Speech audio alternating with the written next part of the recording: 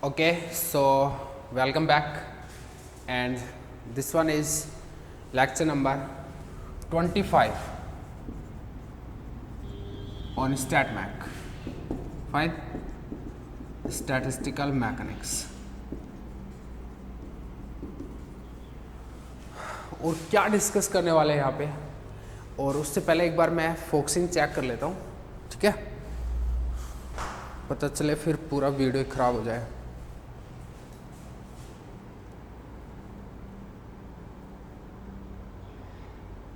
It's fine. So let me move further. This is lecture number 25, and what we have done in earlier lecture, in the previous lecture, what we have done in lecture number 24, we have done quantum dipoles. ठीक है? Actually we are studying magnetic system in canonical ensemble. ठीक है? और जो main topic है ना, that is magnetic system in, अभी लिखना नहीं कुछ भी है ना, magnetic system in canonical ensemble, fine. और उसमें आपने देखा कि जो डायपोल्स हैं, magnetic dipoles, they can be of two types. They can be classical dipoles and they can be quantum dipoles, ठीक है, सॉरी, डायपोल्स। और दोनों के लिए जो डिस्कशन है वो सेपरेट होगा, वो हम ऑलरेडी कर चुके हैं। क्वांटम डायपोल्स में हमने जो अभी किया है लेक्चर 24 में, दैट वाज जनरल केस, ठीक है। And now general case means what, मतलब फॉर एनी जे, जो हमने किया वो किसी भी जे के लिए किया था, ठीक है। नाउ क्वांटम डायपोल्स के केस में एक स्पेशल केस है, and that is J equal to half case. For J equal to half case, so right now जो टॉपिक है that is J equal to half case, ठीक है। और एक चीज और, जो J equal to half case है उसमें देखो जे इक्वल टू क्या होता है, एल प्लस एस होता है।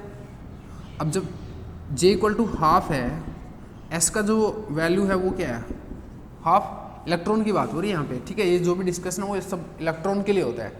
इलेक्ट्रॉन के लिए एस इक्वल टू हाफ होता है, तो जे इक्वल टू हाफ यानी कि एल इक्वल टू 0 है। तो कई बार इस टॉपिक का नाम हम ऐसे भी बोल देते हैं कि for S equal to half case, ऐसे भी बोल देते हैं। तो कोई प्रॉब्लम नहीं होनी चाहिए, क्योंकि J equal to half is ultimately S equal to half case ना, बिकॉज एल इक्वल टू 0, ठीक है। तो जे इक्वल टू हाफ और S equal to half case, ये आपका टॉपिक है। फाइन, परफेक्टली समझ में आया। अब लिख के चलते हैं क्वांटम डायपोल्स, ठीक है। And special case J equal to half और S equal to half case for quantum dipoles, ये आपका टॉपिक है भाई, बिल्कुल क्लियर है। जे इक्वल टू हाफ और S equal to half, question का लैंग्वेज है ना, वो क्या कंटेन करेगा, वो बोलेगा कि there are N S equal to half particles, ठीक है। The language of problem, generally वो एस वाले को प्रेफर करता है। The language of problem will contain that we have n quantum dipoles and spin half particles placed in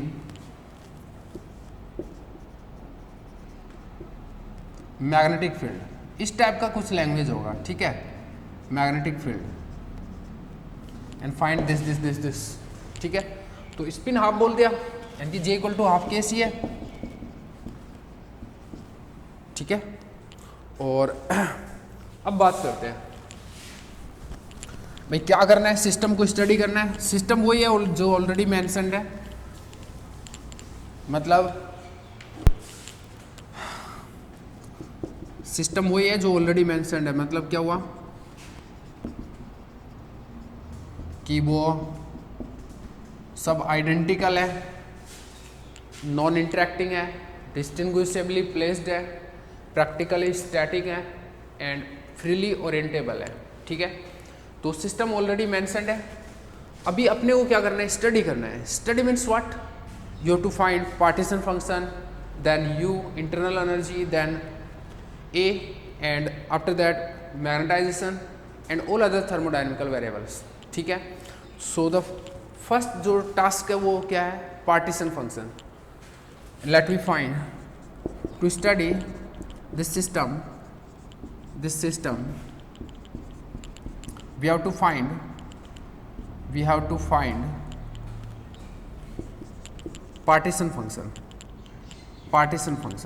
सही बात है। and since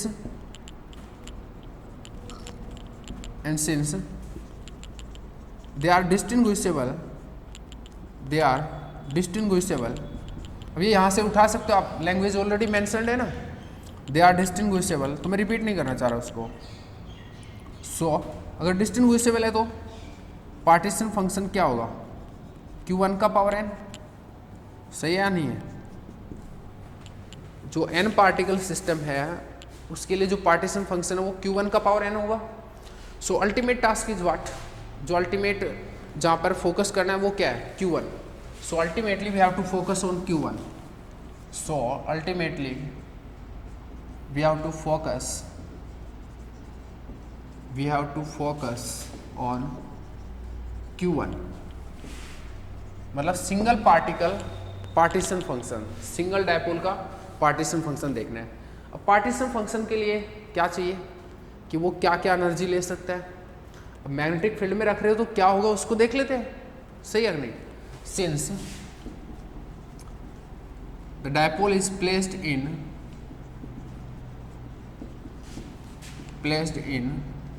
magnetic field,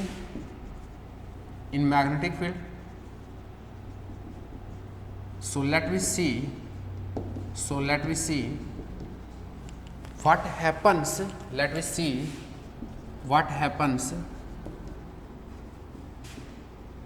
when a dipole is placed in magnetic field,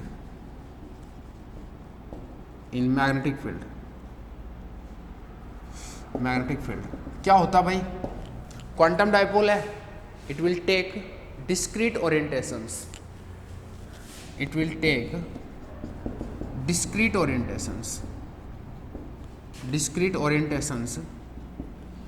with respect to field, लेता कि नहीं लेता, with respect to field direction, जो भी magnetic field का डायरेक्शन है उसके रिस्पेक्ट में डिस्क्रीट ओरिएंटेशन लेगा।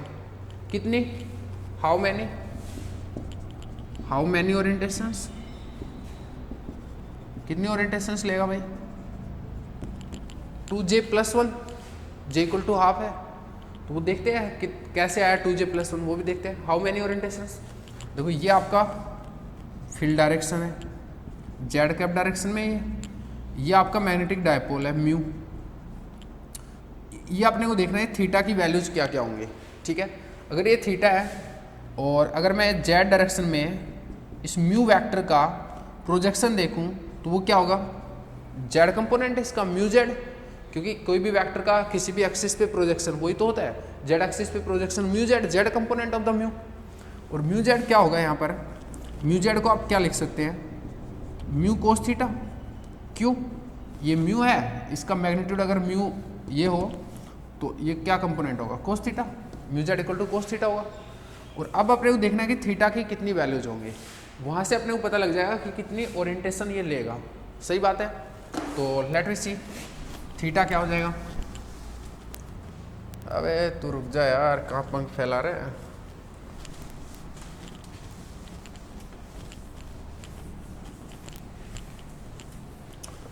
So theta is, cos theta is what, mu Z over ये।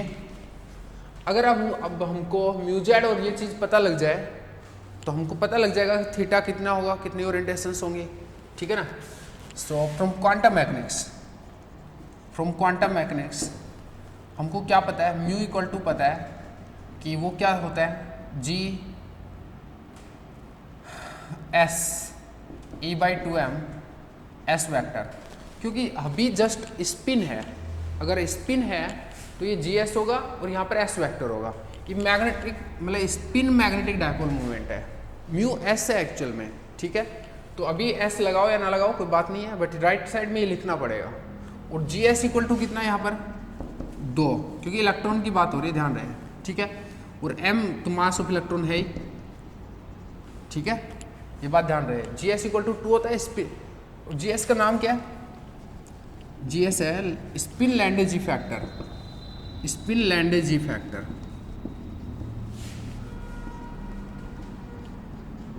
अच्छा, एक कोई बोलेगा 2 कहाँ से आया, तो ये एक्सपेरिमेंटल डेटा है, ठीक है। ये एक्सपेरिमेंट से आपको आइडेंटिफाई हुआ था कि जी एस इक्वल टू 2 होता है। जी एल इक्वल टू 1 होता है इलेक्ट्रॉन के लिए।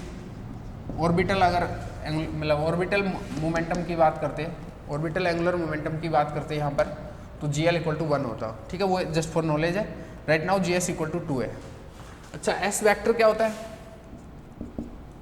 एस वैक्टर होता है आपका रूट, ओहो सॉरी, आपको तो म्यू का मैग्नीट्यूड चाहिए ना, तो म्यू का मैग्नीट्यूड क्या हो जाएगा, G S E by two M S vector का मैग्नीट्यूड। एस वैक्टर का मैग्नीट्यूड कितना होता है भाई, root S S plus 1 H cut, जहाँ पर एस स्पिन क्वांटम नंबर है, ठीक है। और म्यू जेड भी चाहिए आपको, तो म्यू जेड कितना हो जाएगा, म्यू जेड हो जाएगा आपका जी एस, अगर इधर जेड कंपोनेंट ले रहे हो तो इधर भी जेड कंपोनेंट, तो G S E by two M S Z. S Z कितना होता है भाई, एम एस एच कट, ठीक है। तो इस हिसाब से म्यू एस क्या हो गया, म्यू जेड क्या हो गया, G S E by two M और एम एस एच कट। और अगर मैं इसको ऐसे लिखूँ, G S E H cut by two M M S, ये जो चीज़ है इसको क्या लिखेंगे, म्यू बी, बोर मैग्नेटॉन, ठीक है। तो इससे आपका म्यू जेड आपका हो गया, हटा दूं मैं इसको, म्यू जेड आपका हो गया, hence mu Z equal to G S E sorry mu B Bohr magneton and M S, ठीक है। जी एस भी 2 है तो पुट कर दूं, तो म्यू जेड इक्वल टू हो गया आपका 2, या फिर बाद में पुट कर लेंगे, चलो ठीक है। ये हो गया आपका mu Z. Hence cos theta क्या हो जाएगा, देखो कोस थीटा के लिए आपको ये चाहिए था, ये चाहिए था, आपने पहले ये फाइंड आउट कर लिया, उसके बाद में ये फाइंड आउट कर लिया, ठीक है। दोनों फाइंड आउट कर लिए, पुट अप कर दे। Hence cos theta equal to mu Z by mu vector का मैग्नीट्यूड था, कैसे काले पीले बन रहे हो, ऐसे बनो, सही, म्यू जेड, वाह मेरे वाह शेर, ये फाइन। तो कोस थीटा इक्वल टू क्या हो जाएगा, म्यू जेड है भाई आपका ये रहा, G S mu B M S, this is what magnitude is what mu Z is here, S vector is here. अच्छा, मैंने म्यू का मैग्नीट्यूड नहीं निकाला ना, एस का निकाला जस्ट। तो देखो म्यू का मैग्नीट्यूड क्या हो जाएगा, G S E by two M, S vector का मैग्नीट्यूड यहाँ पे इंट्रोड्यूस करा दो, root S S plus 1 H cut, ठीक है। और E H cut by two M क्या हो जाएगा, म्यू बी, ये चीज़ है आपका यहाँ पे, ठीक है। और एच कट हाँ इंट्रोड्यूस हो चुका हो, तो इसको कराओ यहाँ पे, G S mu B root S S plus 1, ये दोनों कट गए आपस में, तो कोस थीटा इक्वल टू क्या हुआ, M S over root S S plus 1, ठीक है। अब बात करते हैं कि एम एस की वैल्यू कितनी होती है फॉर ए गिवन एस, हटा दो भाई, एम एस है magnetic spin quantum number, M S है magnetic spin quantum number,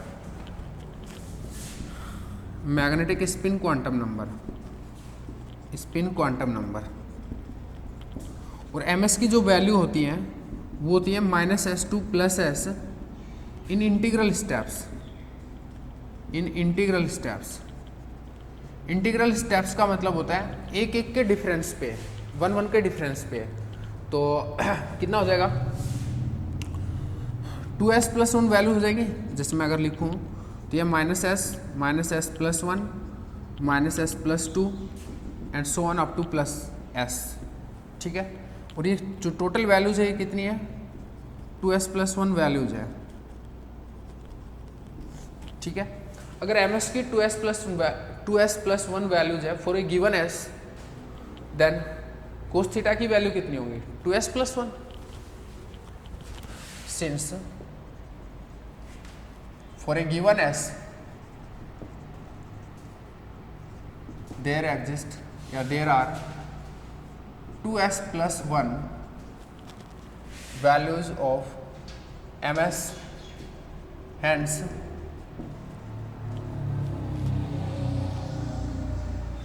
+1 values of cos theta, values of theta लिख देता हूँ क्योंकि cos थीटा और theta is the same thing, ठीक है।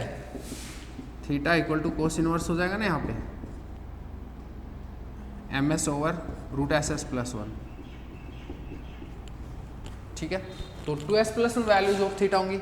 अगर 2s + 1 वैल्यूज है थीटा की, इसका मतलब क्या है कि 2s + 1 ओरिएंटेशंस है, हेंस 2s +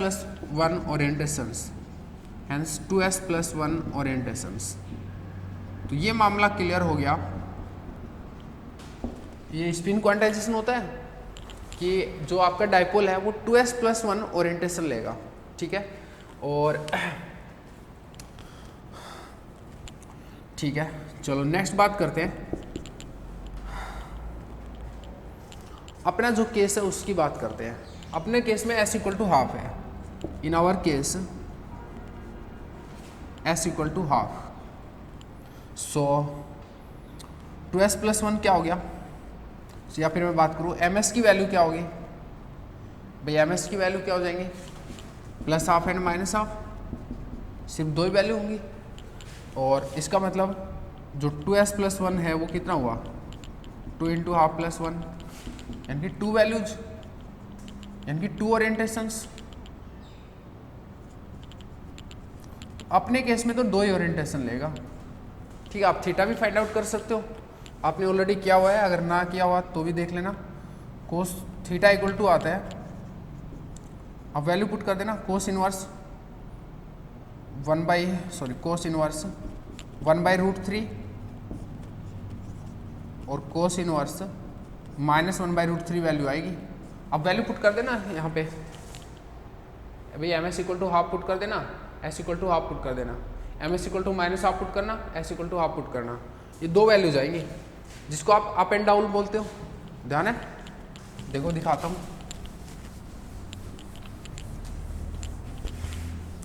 ये 2 ओरिएंटेशन होंगे, एक तो होगी ये जो कि θ1 बोल रहा हूँ मैं, ये वाला θ1, ठीक है। और एक होगी आपकी ये इस टाइप से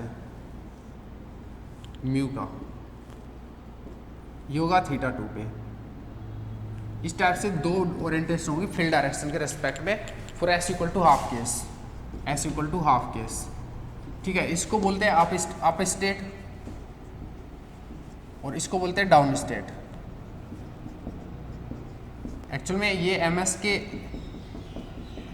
हिसाब से वो होता है, क्योंकि यहाँ पर ms है वो मतलब जो μz है वो पॉजिटिव है, इसलिए अप स्टेट, क्योंकि आप ऊपर की साइड है, ये z डायरेक्शन है ना, तो पॉजिटिव साइड में है इसलिए अप।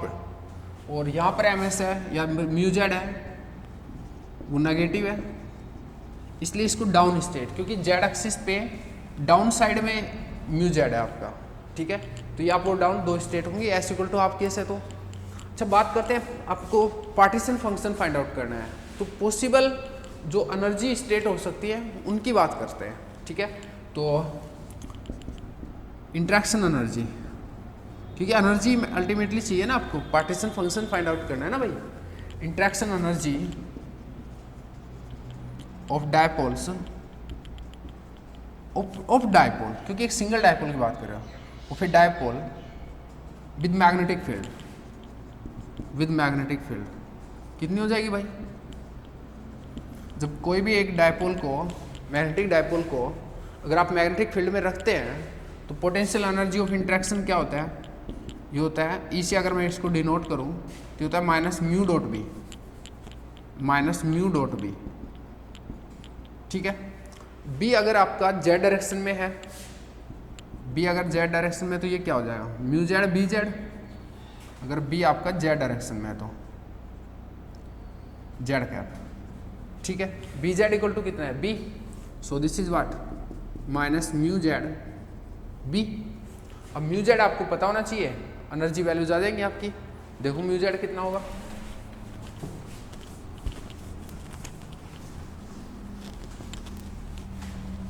म्यू जेड कितना होगा भाई? आपको म्यू पता होना चाहिए, कैलकुलेट कर सकते हैं। म्यू इक्वल टू क्या होता है? G S E by 2m S vector. तो म्यू जेड क्या होगा? दोनों साइड जेड कंपोनेंट ले लो, G S E by 2m S Z. S Z क्या होता है भाई? M S H cut. ठीक है, एम एस एच कट डालो, उसको एंट्री करा दो। म्यू जेड इक्वल टू क्या हो जाएगा? G S E by 2m M S H cut. ठीक है, और E H cut by 2m क्या हो जाएगा? Mu B. E H cut by 2m क्या हो जाएगा? Mu B. तो ये हो जाएगा आपका एम एस, ये आपका है। तो हेंस ई क्या हो जाएगा? ई हो जाएगा आपका minus G S mu B M S B. ठीक है, और एक चीज़ इंपॉर्टेंट ये है कि एम एस की दो ही वैल्यू पॉसिबल है, तब चाहो तो यहाँ पर ही एनर्जी को मतलब फाइंड आउट कर सकते हो। देखो क्या क्या वैल्यू पॉसिबल हो जाएंगी। जी एस इक्वल टू 2 है तो माइनस 2, या फिर मैं जी एस को ऊपर लिख देता हूँ, माइनस 2 म्यू बी और M S B. G S equal to 2 introduce करा दिया। ठीक है, अब ई की देखो दो वैल्यू पॉसिबल हैं, क्योंकि एम एस की दो वैल्यू पॉसिबल है। एक तो एम एस की वैल्यू है प्लस हाफ, और नो प्लस हाफ, उसको इंट्रोड्यूस कराओ यहाँ पे। प्लस हाफ इंट्रोड्यूस कराओगे तो 2 से 2 कट जाएगा, माइनस म्यू बी, बी बचेगा। एक है M S equal to minus half,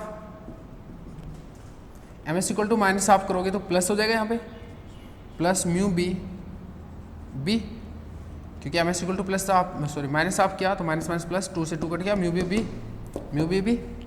ठीक है, ये दो, एक सिंगल डायपोल के लिए दो एनर्जी वैल्यूज पॉसिबल है। This one is for M S equal to plus half and this is for M S equal to minus half. और एक बात देख सकते हैं कि ये लोअर है, ये हायर है, तो प्लस हाफ के लिए लोअर वैल्यू और माइनस हाफ के लिए हायर वैल्यू है। ठीक है, और अब लिखते हैं पार्टीशन फंक्शन। जब आपके एक सिंगल डायपोल के लिए दो एनर्जी वैल्यूज पॉसिबल हैं तो पार्टीशन फंक्शन क्या हो जाएगा? Hence partition function for single, या फिर hence single partition function, hence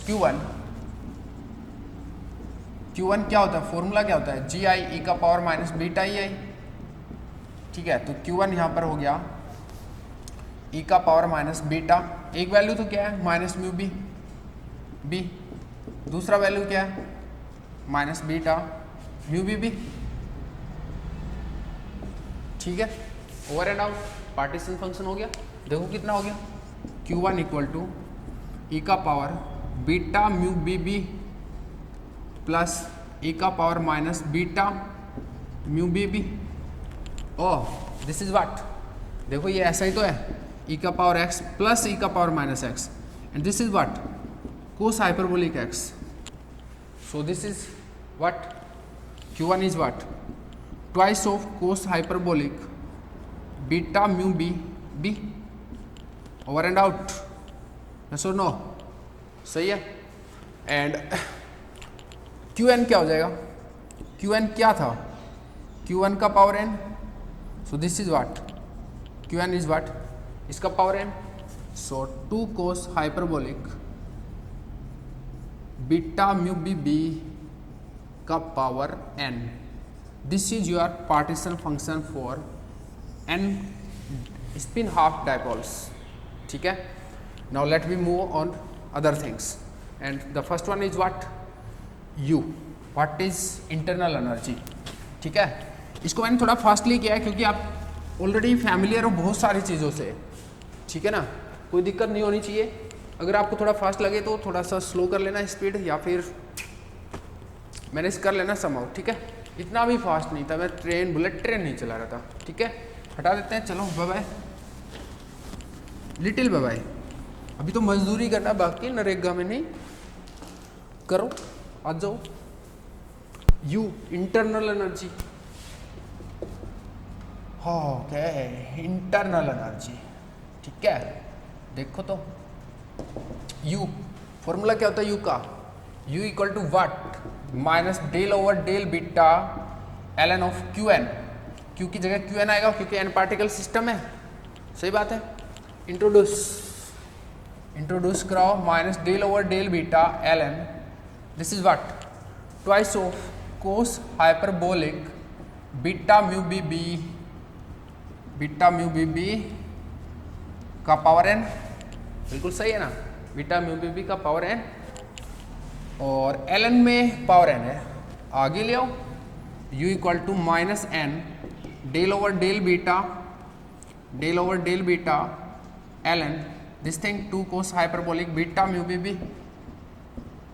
ठीक है जी, तो इसका मैं थोड़ा ब्लैक पेन यूज कर लेता हूँ ताकि आपको बिल्कुल क्लियर दिखे, प्यारा प्यारा। तो u equal to minus N, differentiation करो बीटा के रेस्पेक्ट में, L N something is 1 over something, 2 cos hyperbolic beta mu B B, और फिर वापस समथिंग का, तो 2 कोस हाइपरबोलिक, कोस का क्या होता है साइन हाइपरबोलिक, माइनस तो नहीं होता ना यार, अगर होता हो ना तो अपना देख लेना यार थोड़ा सा, क्योंकि मेरे को इतना थोड़ा सा डिफ्रेंशिएशन इस लेवल का नहीं आता, बट आई थिंक सही है यार। हाइपरबोलिक के केस में माइनस नहीं होता, सही है। बाकी आप एक बार रीचेक जरूर कर लेना, उससे जो फर्क आएगा वो कर लेना। ये सब कैलकुलेशन है, इसमें मैथमेटिक्स है, तो कोई दिक्कत वाली बात नहीं होनी चाहिए। ठीक है, अच्छा, L N something 1 over something, 1 second something, और उसके बाद समथिंग में जो है यहाँ पर बीटा म्यू बी बी का बीटा के रिस्पेक्ट में करना है, तो म्यू बी बी बी। ठीक है, कट 2 से 2 कट गया, sine divide by cos, tan hyperbolic minus N mu B B को आगे ले आऊँ, tan hyperbolic, and this is beta mu B B. ठीक है जी, ये हो गया आपका इंटरनल एनर्जी। तुम कहो तो इंटरनल एनर्जी को बॉक्स में रख लूँ ताकि फ्यूचर में काम आ जाए, तो minus N mu B B tan hyperbolic beta mu B B. ठीक है, नेक्स्ट बात करते हैं ए पर, हटा दे जी, बिल्कुल टाइम नहीं लेना बिल्कुल भी। अब now you are so much comfortable with canonical ensemble I think. ठीक है, नेक्स्ट है इंटरनल एनर्जी।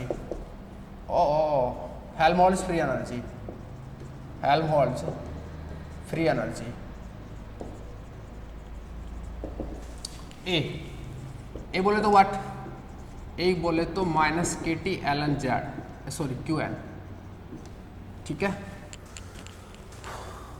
क्यू एन को इंट्रोड्यूस कराओ, क्यू एन को इंट्रोड्यूस कराओगे, एन को तुम कहो तो आगे ले लो पहले ही, क्योंकि एल एन में लिखा जाएगा ना, तो minus N K T L N of twice of cos hyperbolic beta mu B B. Luckily इतना ही है, बस कुछ करना ही नहीं है। इसको भी बॉक्स में डाल लो, A equal to minus K T, sorry minus N K T है आई थिंक, है ना, हाँ, minus N K T L N twice of cos hyperbolic beta mu B B, over and out. क्यों लगाना है, जरूरत नहीं है। ठीक है, ये ए हो गया। ए के बाद में मैग्नेटाइजेशन पे बात करते हैं पहले। मैग्नेटाइजेशन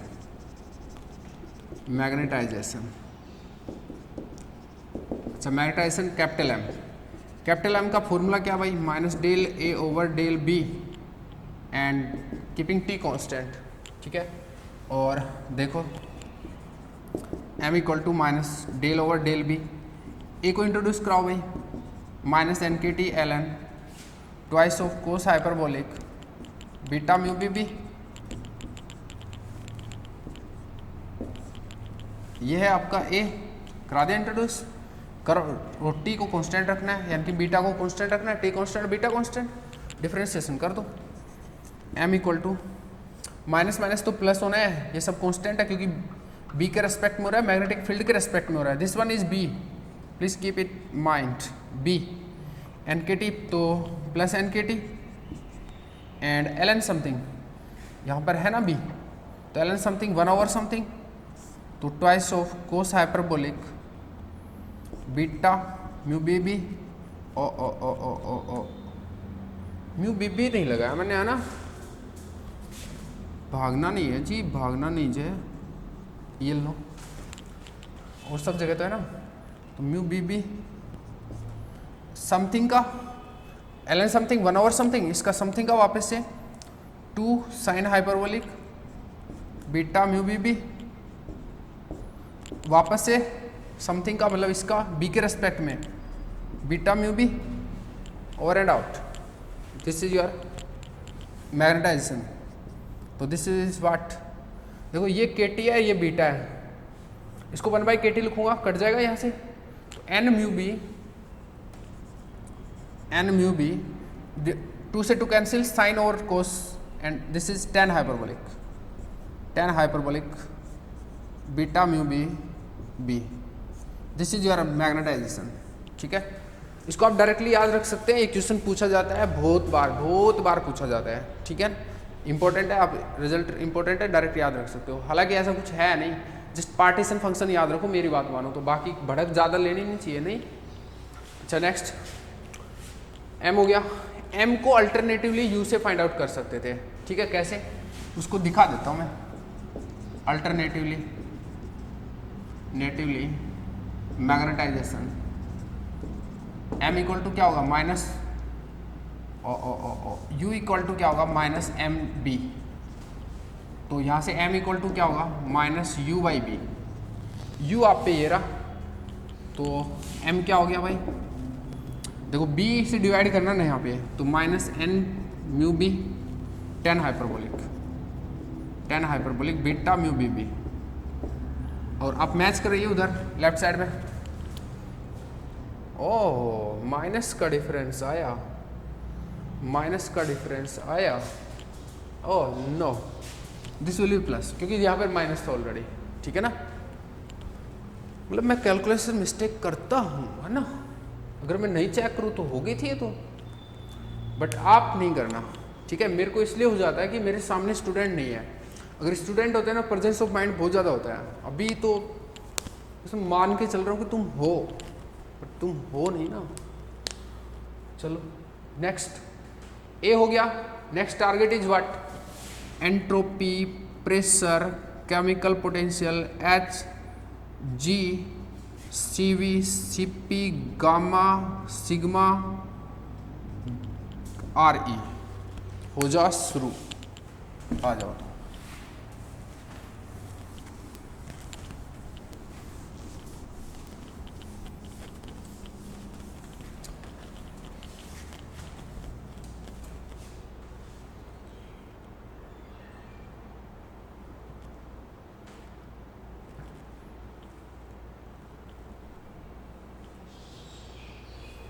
चलो entropy, S is what, minus del A over del T, keeping N and B constant. याद है भाई मेरे को, तो तुम याद कर लो अपना। ए इक्वल टू इंट्रोड्यूस कराओ, so S equal to minus del over del T and A is what, minus N K T ln of 2 cos hyperbolic beta mu b b, fine, and here it is this one, keeping n and v constant, तो n तो है, v नहीं है। चलो move कर दें, t के respect में करना है। बीटा को 1 बाई के टी लिख लूँ, ठीक है, और नथिंग। देखो तो एक तो टी यहाँ पर है और एक टी यहाँ पर है, तो एक बार इसको कर लेते हैं, बाकी को कांस्टेंट ले लेते हैं। तो इसका क्या हो जाएगा एन के, तो minus minus plus N K ln of जो भी स्टफ है 2 cos hyperbolic mu B by K T plus, but here it is minus and it is minus, तो प्लस तो हो लिया ultimately N K T safe, N K T as it is ln something 1 over something, तो 2 cos hyperbolic beta mu B B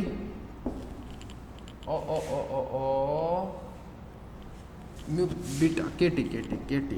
वैसे तो वो कोई दिक्कत नहीं थी, बट कोई बात नहीं, है ना।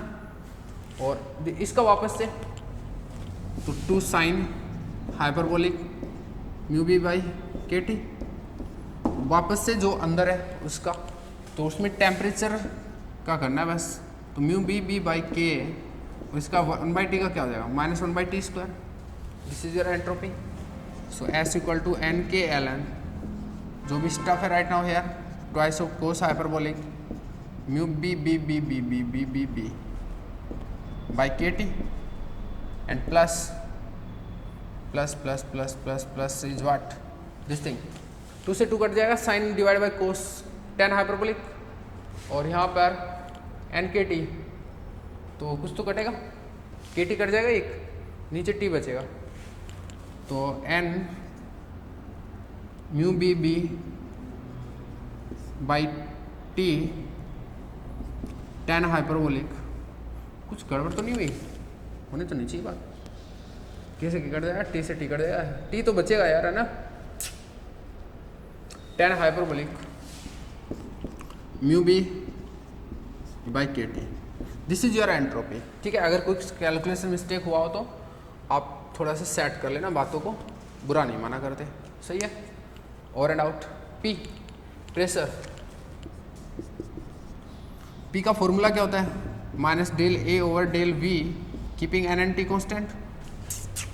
यस, क्या ए के फॉर्मूले में जो ए का जो एक्सप्रेशन है उसमें वी है नहीं, तो फिर डेरिवेटिव क्या होगा, पार्शियल डेरिवेटिव तो है 0।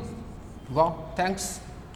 Then what, chemical potential mu is what, कहीं और करते हैं इसको, हटा देते हैं इनको,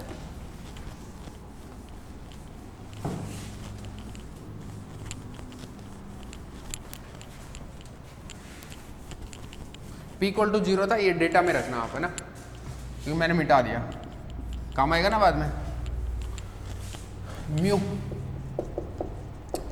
del A over del N keeping V and T constant, V I है, ठीक है, ए ये रहा इंट्रोड्यूस म्यू इक्वल टू, सीधा ही कर दूँ तुम कहो तो, भाई टी एन के रेस्पेक्ट में करना है, एन यहाँ पर है तो माइनस के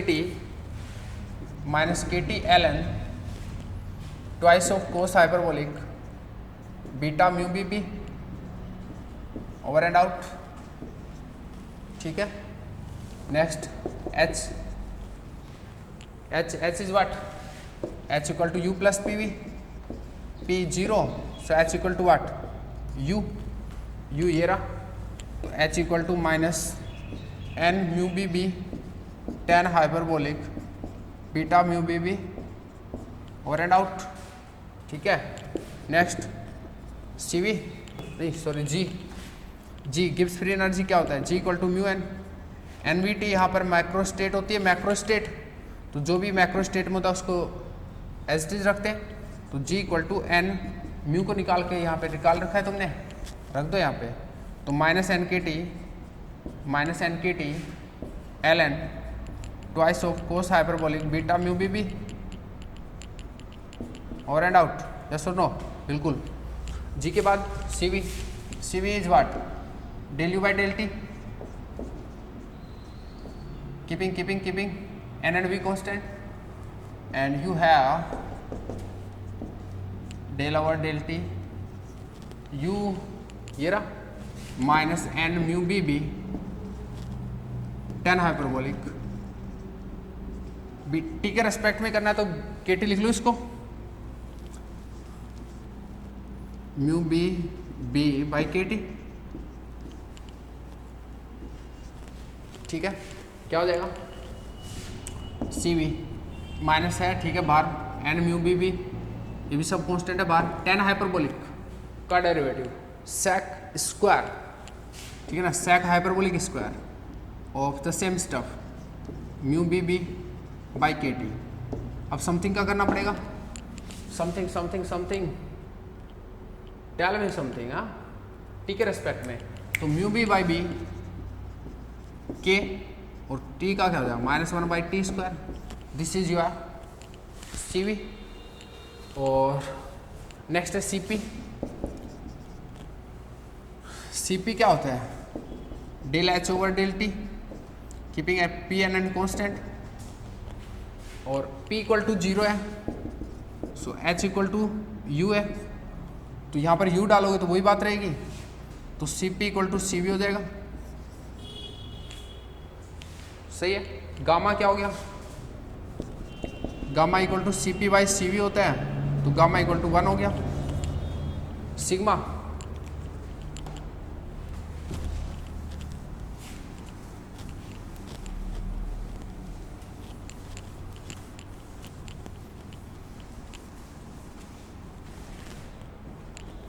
सिग्मा फाइंड आउट कर सकते हो, सिग्मा क्या होता है under root K T square C V, C V already find out किया हुआ है, एंटर करा दो ओवर एंड आउट।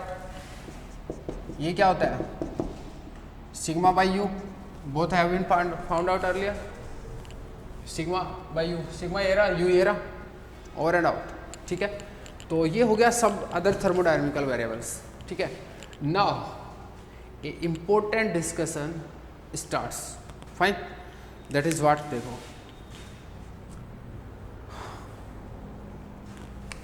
हटा दो, इसी लेक्चर में अब इम्पोर्टेंट पार्ट स्टार्ट होता है, और ये सब मैं मिटा देता हूँ, कोई बात नहीं है। ठीक है,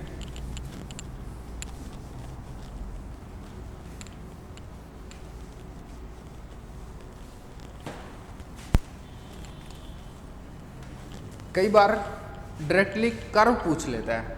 ठीक है, तो मैं कुछ कर्व बना रहा हूं यहां पर,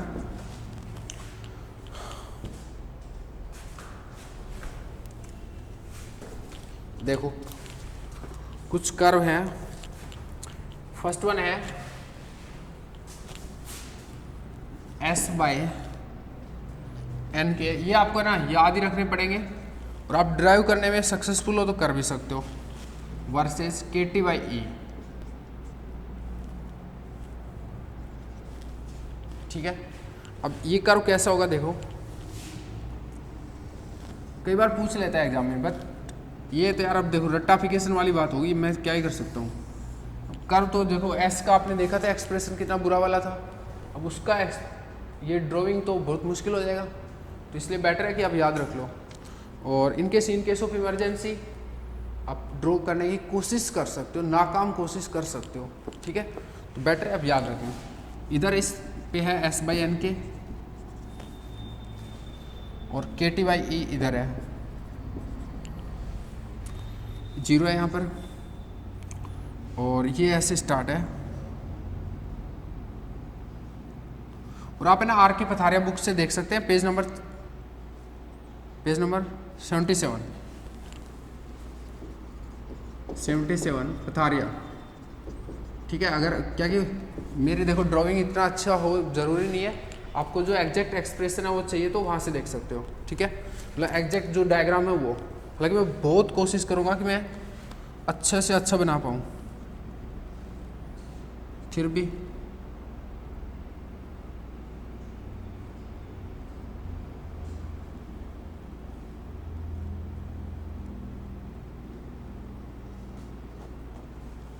ये है आपका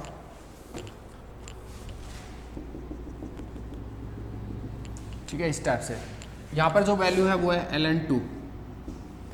ठीक है, और कुछ पैरामीटर्स और भी दिखा देता हूँ मैं। यहाँ पर ये 2 और यहाँ पर है 4 और 6 पे ऐसे हो गया ये, ठीक है। वो आप देख लेना पैरामीटराइजेशन, कोई दिक्कत नहीं है। यहाँ पर ये 0.5 है, ठीक है। और नेक्स्ट कर्व की बात करते हैं। नेक्स्ट कर्व है आपका U/NE वर्सेस KT/E, ठीक है।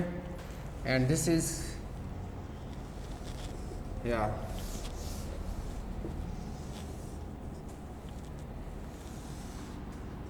देखो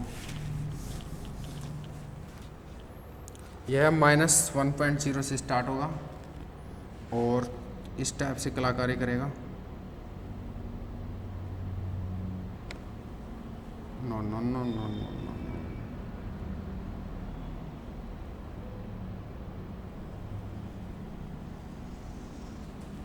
इस टाइप का ग्राफ है, कुछ थोड़ा और स्मूथ है,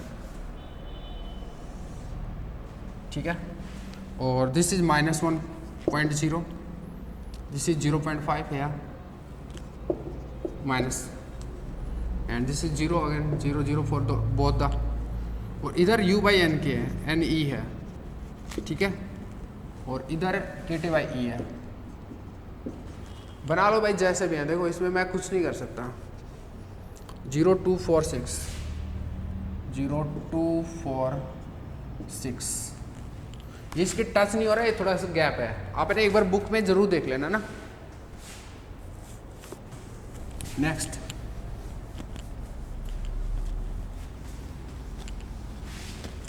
नेक्स्ट है आपका M/N म्यू वर्सेस KT/E, ठीक है। और ये है आपका इस टाइप का कुछ, एक से स्टार्ट होता है,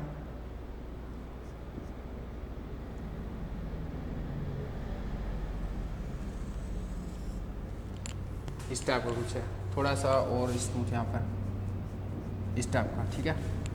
and this starts from 1.0 and here it is M/N mu and here it is KT/E। 0 2 4 0 0 2 4 6,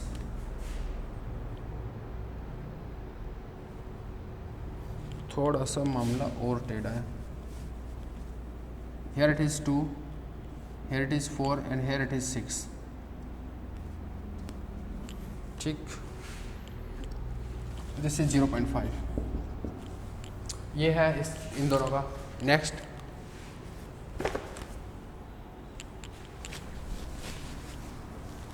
हाँ, एक चीज,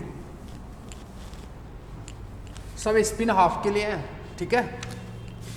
अपने फाइंड आउट किया है ये सब चीज़ें, बट उनका ग्राफ ड्रॉ करना थोड़ा मुश्किल होगा, तो हम डायरेक्टली ड्रॉ कर रहे हैं इनको, ठीक है, विदाउट एनी डिस्कशन। करने को तो कर सकते हैं, वो फिर वो ये ना मैथ वाली पे उतरना पड़ेगा।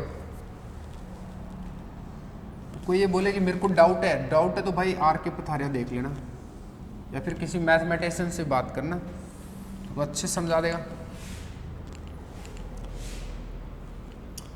ये है आपका ऐसे, oh no no no no, ऐसे, क्या बात है। तो this is 2 here, this is 4 here, this is 6 here, this is KT/E। एक चीज़ हो रहा है, जरूरी नहीं है इन्हीं जो मैं बना रहा हूँ ऐसे पूछे, वो कुछ भी पूछ सकता है। वो क्वेश्चन ऑब्वियसली टफ होगा, क्योंकि ग्राफ ड्रॉ करना यार ऐसे फंक्शन का थोड़ा सा टफ हो सकता है, बट एक बार ट्राई जरूर कर लेना, क्योंकि ज़रूरी नहीं है कि ऐसा आ जाए कि आप संभाल ही ना पाओ। दिस इज C/N के है, ठीक है, एंड दिस इज 0.5 हेयर। और अब बात करते हैं एक बहुत ही इंपॉर्टेंट चीज़ की, दैट इज नेगेटिव टेम्परेचर। हटा दें,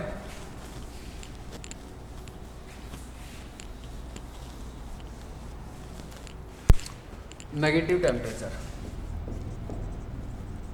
ये इंपॉर्टेंट है भाई।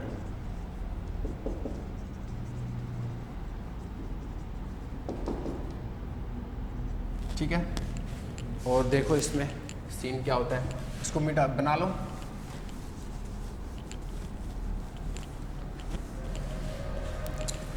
देखो अगर spin S equal to half case के लिए बात हो रही है, अगर हम एस बाई एन के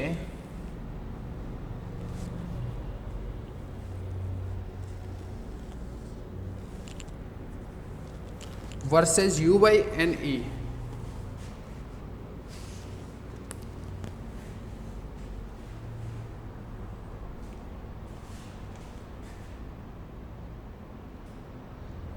एन ई नहीं होना चाहिए यार,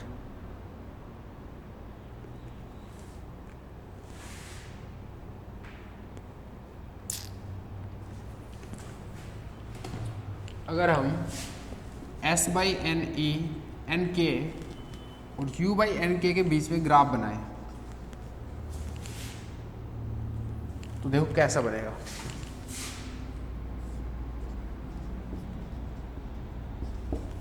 ठीक है, आराम से सुनते रहना।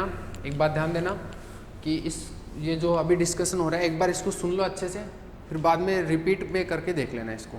ठीक है, ग्राफ देखो कैसा है दोनों के बीच में, इधर ये है इधर ये चीज़ है, ये है आपका इस टाइप का। अच्छे सुनना एक बार अभी, है ना, ये इस टाइप का ग्राफ है आपका। ठीक है, हाँ, और ये है आपका इस टाइप से मिडिल। ठीक, जीरो है ना आपका, इस एक्सिस का जीरो यहाँ से स्टार्ट होता है, यहाँ नहीं है जीरो, ये आपका -1 है और ये +1 पॉइंट है u बाई एन के लिए। ठीक है, और यहाँ पे जो पीक है, पीक वैल्यू है यहाँ पर, ये है आपका ln2 आई थिंक, हाँ बिल्कुल ln2, ये ln2 है। ठीक है, अब देखो अगर मैं इस ग्राफ के स्लोप की बात करूं, ठीक, और एक चीज़ और है उससे पहले, इस एक्सिस का जीरो यहाँ पे ही है। ठीक है, वो कोई दिक्कत नहीं, मैं इसको यहाँ पे बना लेता, एक ही बात थी। ठीक है, ये ऐसे भी हो सकता था, यहाँ बना देता इसको। और एक जो इम्पोर्टेंट चीज़ है वो ये है, graph of this slope is what. देखो क्या बोला मैंने, graph of this slope is what, slope of this graph is what. ठीक है, सॉरी यार, स्लोप ऑफ दिस कर्व, बताओ भाई क्या होता है। ये इधर y है इधर x है, dy बाई डी एक्स होता है, m equal to dy by D X होता है। तो इसका मतलब dy बोले तो s बाई एन के, और ये बोले तो u बाई एन के। अच्छा, n के कट जाएगा ना, तो ये यही तो हुआ ds बाई डी यू, है ना, बिल्कुल यही हुआ। अच्छा, अब एक चीज़ बताओ, H1 आपका अगर आपको याद हो, H1 क्या था, TDS equal to DU plus PDV PDV minus mu DN। ठीक है, ये आपका H1 है। एक्चुअल में क्या है ये, actual first law of thermodynamics है, फर्स्ट लॉ ही तो है।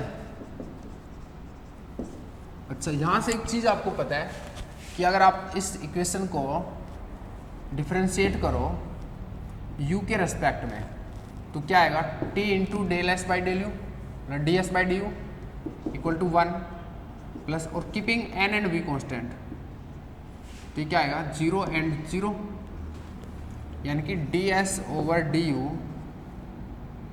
Keeping n and v constant is what 1 over t। तो जो स्लोप है वो क्या इंडिकेट करता है, hence slope of the curve is related to temperature,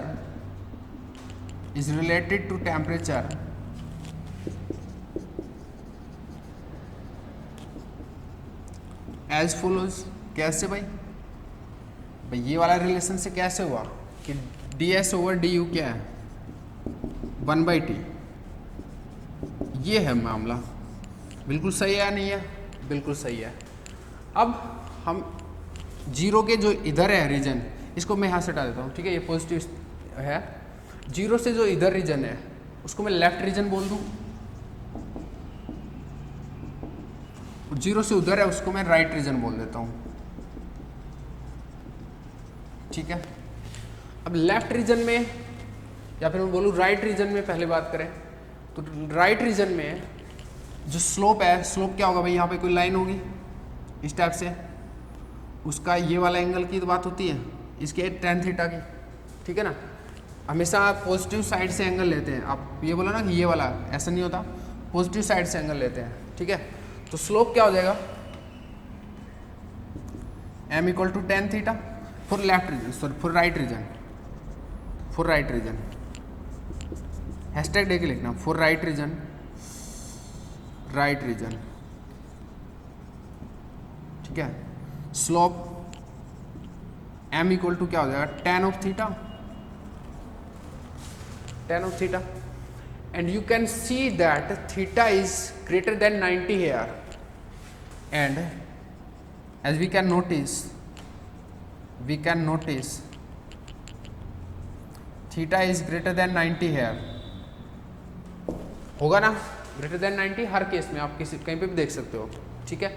तो अगर 90 है तो एक चीज़ और था, यहाँ पर है ना ये ग्राफ थोड़ा ऐसा आ रहा है यार, ये ऐसे आ रहा है एकदम, मेरे को अच्छे से बनाए लेने दो फिर इसको, यहाँ पर भी ये ऐसे है, शार्पली यहाँ पर ऐसे आएगा, खड़ा आएगा एकदम, ठीक है। ये थोड़ा सा करेक्शन है, आप कर लेना। ये मिडिल भी आपका यहीं पे आ गया, थोड़ा इधर बना दो, ठीक है। तो ग्रेटर देन 90 है और tan थीटा क्या हो जाएगा फिर भाई, नेगेटिव हो जाएगा या नहीं हो जाएगा, ग्रेटर देन 90 के लिए, यानी कि π/2 प्लस ASTC से आपका देखो π/2 प्लस, मतलब यहाँ पर आएगी बात, यहाँ पर tan क्या होता है, नेगेटिव, सो नेगेटिव होगा। अगर m स्लोप नेगेटिव है तो इसको मिटा लूँ या फिर यहाँ मिटा लेता हूँ, प्लीज एक बार। Since slope is negative,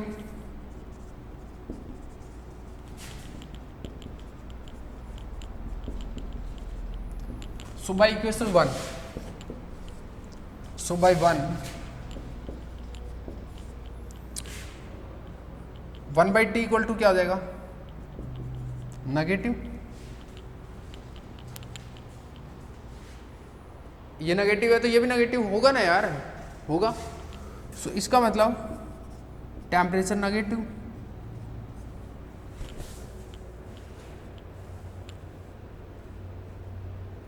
it means what, that in right region there is a negative temperature, it means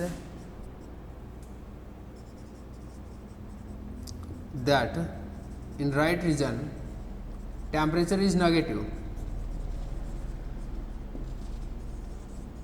बिल्कुल सही है, दिख रहा है ना आपको, सही है। अब एक बात देखो, जो राइट रीजन है ना उसमें U पॉजिटिव है, इंटरनल एनर्जी पॉजिटिव है, इधर नेगेटिव है, और जहाँ इंटरनल एनर्जी पॉजिटिव है वहाँ टेम्परेचर नेगेटिव है, ठीक है। और लेफ्ट रीजन में इंटरनल एनर्जी नेगेटिव है और यहाँ पर टेम्परेचर पॉजिटिव होएगा क्योंकि स्लोप पॉजिटिव होएगा यहाँ पे। This is negative temperature concept, ठीक है।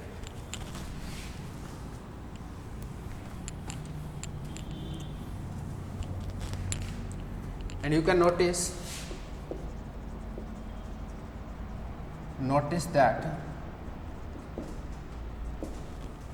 that in right region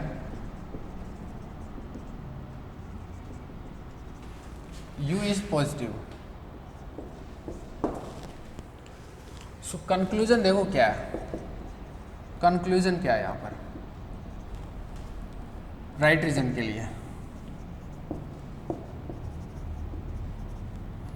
U positive है एंड T नेगेटिव है,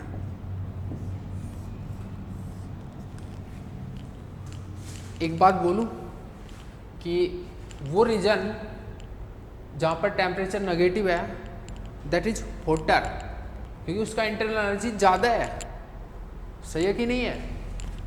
the region with negative temperature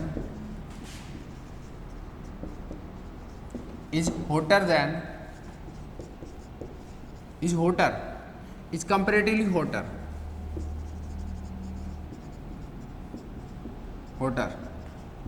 है या नहीं है? तो होटर रीजन होता है नेगेटिव टेम्परेचर वाले। ध्यान देना, वापस से अच्छे सुनना, नेगेटिव टेम्परेचर जहाँ पर है वो होटर रीजन होते हैं, क्योंकि यू पॉजिटिव है, वहाँ पर बहुत ज़्यादा पॉजिटिव है। सही है। अब बात करते हैं लेफ्ट रीजन में। ये इंपॉर्टेंट पॉइंट है, ये जो लाइन लिखी है ना ये इंपॉर्टेंट है, आप यहाँ पे इसको बॉक्स अप कर सकते हो। ठीक है, यहाँ से बिल्कुल क्लियर हो रहा है। ठीक है, लेफ्ट रीजन की बात करते हैं।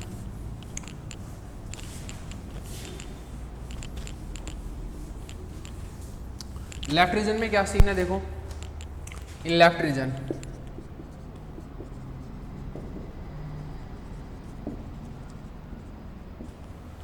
रीजन में कोई लाइन में यहां डाल दो ऐसे,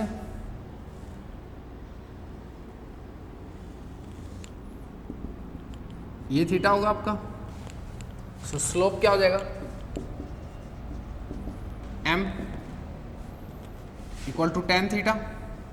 और थीटा यहाँ पर क्या है, लेस देन 90। आप नोटिस कर सकते हैं हमेशा लेस देन 90 है, तो लेस देन 90 है तो ASTC से,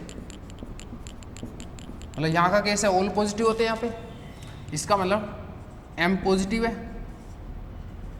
and since m equal to क्या होता है भाई, स्लोप क्या होगा इसका, ds/du तो होगा, और ये क्या होता है 1/t। तो इसका मतलब अगर ये चीज़ पॉजिटिव है, m पॉजिटिव है, तो ये क्या इंडिकेट कर रहा है कि t भी क्या है पॉजिटिव।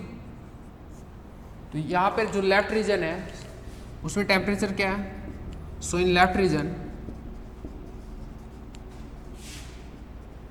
टेम्परेचर इज पॉजिटिव, है या नहीं है?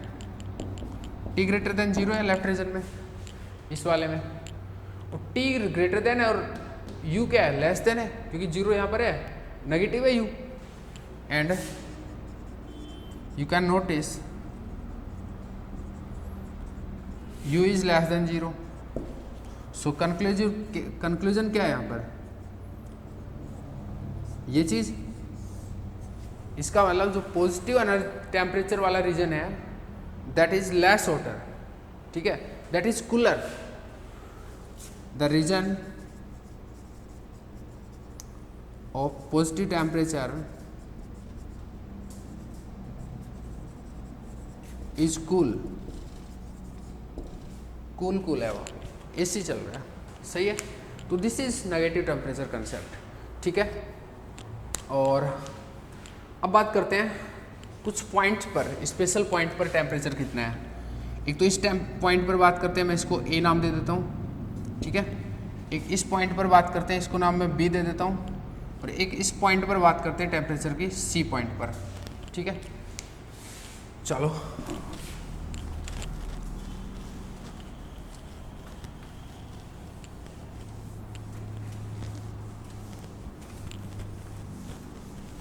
now let me talk about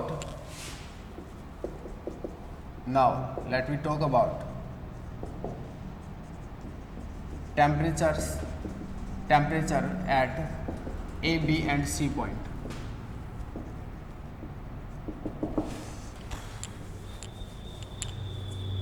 first point A पे बात करते हैं। एट पॉइंट A पर स्लोप कितना है, m equal to tan theta होता है भाई। थीटा की वैल्यू कितनी है, इतनी। यहाँ पर A पॉइंट पर जो आप इस टेंजेंट डालोगे वो ऐसे जाएगी, थीटा कितना होगा 90 डिग्री, तो थीटा इक्वल टू 90 डिग्री है, तो tan 90 कितना होता है, साइन ओवर cos 90 0, तो ये क्या हो गया इन्फिनिटी, tan 90 इन्फिनिटी होता है। ठीक है, ये तो वैसे पता होगा तुमको, मैं तो कच्चा खिलाड़ी हूँ ना, ठीक है। और स्लोप क्या होता है, but slope m equal to क्या होता है, ds बाई डी यू और equal to 1 by T, and this thing is infinity. It means 1 by t is infinity. It means what, t equal to 0. तो temperature यहाँ पर कितना है, 0, but इसको 0 नहीं लिखते, but we right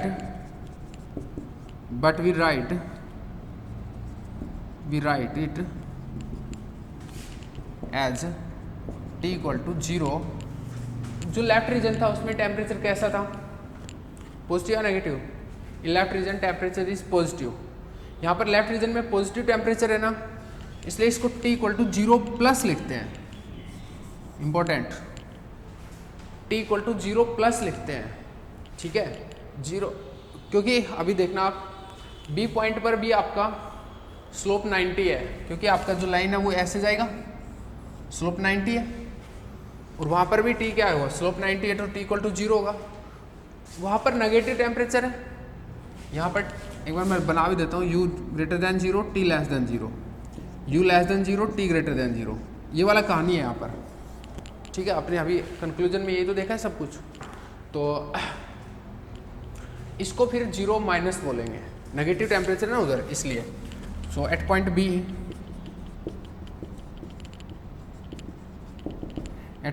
m equal to क्या, tan 90, tan थीटा, tan 90 देख चुके हैं ना आप, यानी कि इन्फिनिटी. और m इक्वल टू क्या होता है, ये चीज़, and this is 1 by T. So m equal to infinity क्या इंडिकेट करता है कि 1 बाई टी इक्वल टू क्या है, 0, infinity, and this is implying that t equal to 0.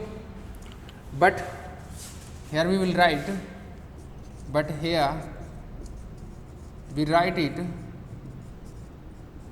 as t equal to 0 minus, because negative temperature region है वो, B वाला negative temperature region है, लिख सकते हो आप वहाँ पे, बिकॉज नेगेटिव टेम्परेचर रीजन है, ये नेगेटिव टेम्परेचर रीजन है,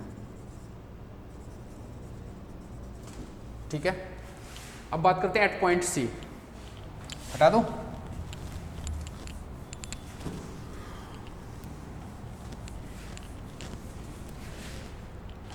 एट पॉइंट C,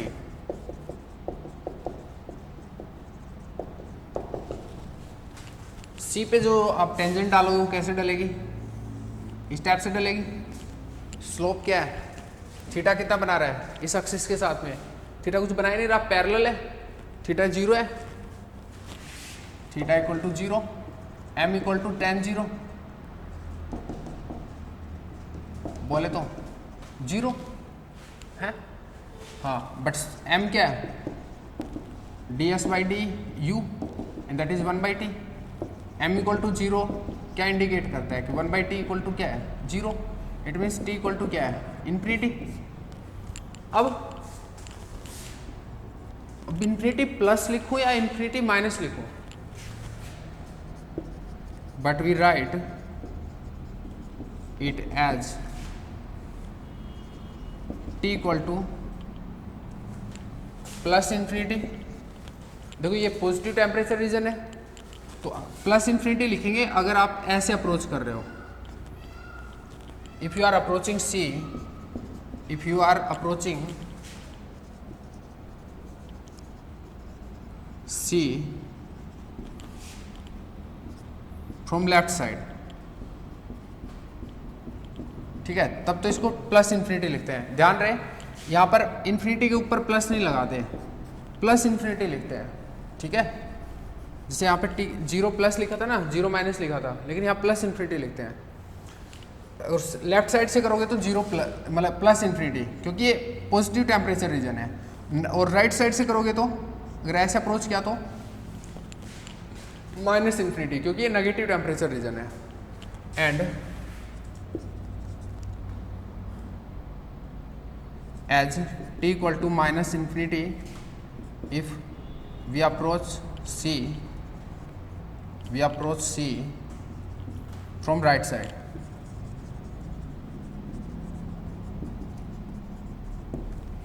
ठीक है, तो दिस इज़ योर लेक्चर, और इसी लेक्चर के साथ में कैनोनिकल एंसेंबल इज ओवर। ठीक है, next topic will be grand canonical ensemble. अब एक हो गया, बहुत अच्छे से हुआ है। अभी एक आपको डीपीपी दे देंगे और आपको वहाँ पे बहुत अच्छे से काम करना है। ठीक है, मेरे को क्वेश्चन मैंने एक भी सोल्व नहीं कराया थी पूरे कैनोनिकल एंसेंबल में, और मैंने शायद अभी तक क्वेश्चन कराए नहीं है। ठीक है, तो कोई दिक्कत नहीं है, आपको जो पढ़ाया जा रहा है ना उसको एक बिल्कुल कॉन्क्रीट कर लो। देखो मेरे को क्या चाहिए, जिस दिन मैं सीट डिस्कस करूँ उस दिन आप जितना भी डीपीपी दिया ना उनकी फुल प्रैक्टिस करके रखो, और जितना भी सीट में तुमसे हो पाया वो करो। ठीक है, अब देखना कि अल्टीमेट थ्योरी है, जो भी अपन पढ़ रहे हैं ना वो सब कुछ बहुत अल्टीमेट तरीके से पढ़ रहे हैं। ठीक है, सब कुछ बहुत सफिशिएंट है। चलो, कैनोनिकल एंसेंबल इज ओवर।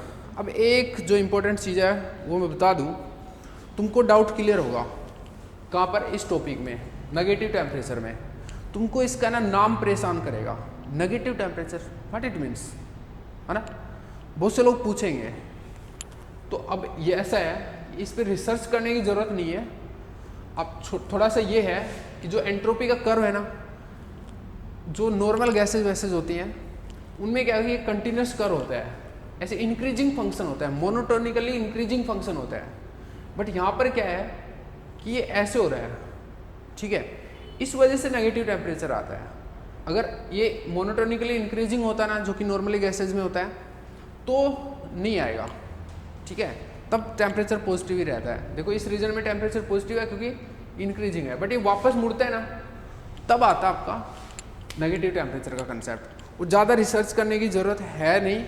अगर फिर भी आपको चाहिए तो आप एक तो आर के पथारिया में है, और थोड़ा गूगल करके शेयर भी कर देना दोस्तों के साथ में, ताकि आप और लोगों को भी थोड़ा पता लग जाए जो जिनकी क्यूरियोसिटी है। हालांकि आपको चाहिए नहीं इससे ज़्यादा। ठीक है, चलो bye bye, see you guys, Tata.